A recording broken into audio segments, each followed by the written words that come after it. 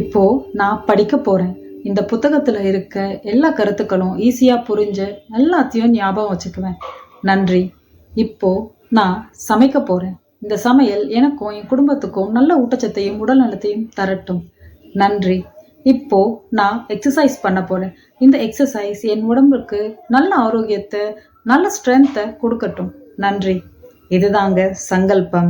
எந்த ஒரு வேலையை நம்ம செய்யறதுக்கு முன்னாடியும் ஒரு இன்டென்ஷனை செட் பண்ணணும். அந்த விஷயத்துல நம்ம என்ன அவுட்கம் எதிர்பார்க்கிறோம் அப்படின்றத ஆரம்பத்திலேயே நம்ம செட் பண்ணிட்டோம் அப்படின்னா நம்ம பாடியும் மைண்டும் சிங்க்ரோனைஸ் ஆகி வேலை செய்ய ஆரம்பிக்கோங்க.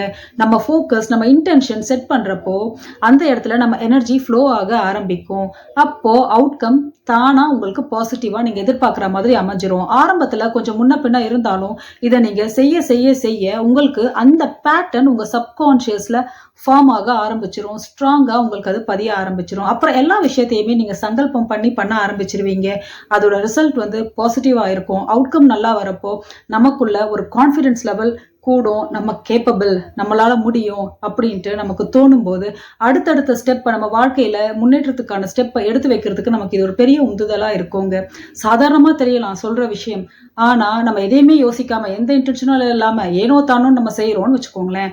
அப்போ மனசு ஒரு பக்கம், உடம்பு ஒரு பக்கம் ஸ்கேட்டர்டா இருக்குங்க. அந்த இடத்துல உங்களுக்கு ஒரு சிங்க்ரோனிசிட்டி இருக்காது. உங்களுக்கு அவுட்கம் எப்படி வேணாலும் இருக்கலாம். பாசிட்டிவாவும் இருக்கலாம், நெகட்டிவாவும் இருக்கலாம். அந்தந்த மனநிலையை பொறுத்து இருக்கலாம். ஆனா எப்பவுமே நீங்க இன்டென்ஷன், சங்கல்பம் பண்ணி ஒவ்வொரு விஷயத்தையும் செய்யறப்போ கண்டிப்பா அவுட்கம் பாசிட்டிவா தாங்க இருக்கும். இது பயிற்சி பண்ணும்போது தெரியும்.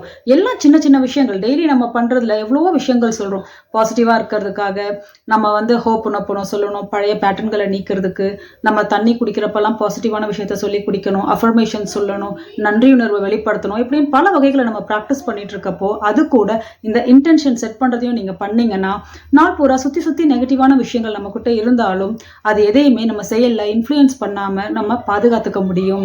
இந்த பிராக்டிசஸ் எல்லாத்தையுமே நம்ம ரெகுலரா பண்ணி பாசிட்டிவான ஆளாவே இருக்கணும். இந்த ஹோப்பனோப்பனோ இதெல்லாமே நம்ம ஒரு தீமோட பிராக்டிஸ் பண்ணணும் அப்படின்னா நம்ம பிளிஸ்ஃபுல் மார்னிங் செஷன் உங்களுக்கான சரியான இடங்க. டெய்லி ஒரு தீம் எடுத்து நம்ம பிராக்டிஸ் பண்ணிட்டே இருக்கோம். அப்படி செய்யறப்போ பழைய பேட்டர்ன்ஸ் உங்க சப்கான்ஷியஸ்ல கிளியர் ஆக ஆரம்பிச்சிரும். அது கூட நீங்க இப்ப நான் சொன்ன சங்கல்பம், அதுக்கப்புறம் அஃபர்மேஷன்ஸ் இதெல்லாம் நீங்க போடுறப்ப நெகட்டிவிட்டி ரிமூவ் ஆகி பாசிட்டிவான விஷயங்களை ஃபில் பண்ண ஆரம்பிப்பீங்க. சுத்தி இருக்க உலகத்துல இருந்து நமக்கு எந்த அளவு நெகட்டிவிட்டியை நம்ம கவனிக்கிற மாதிரி இருந்தாலும் அதில் நம்ம இம்பாக்ட் பண்ணாதுங்க. நம்ம மேல பட்டு அது அப்படியே ரிஃப்ளெக்ட் ஆகி போயிடும். அதையும் மீறி நம்ம பாசிட்டிவான ஆளா இவால்வ் ஆயிடுவோம்.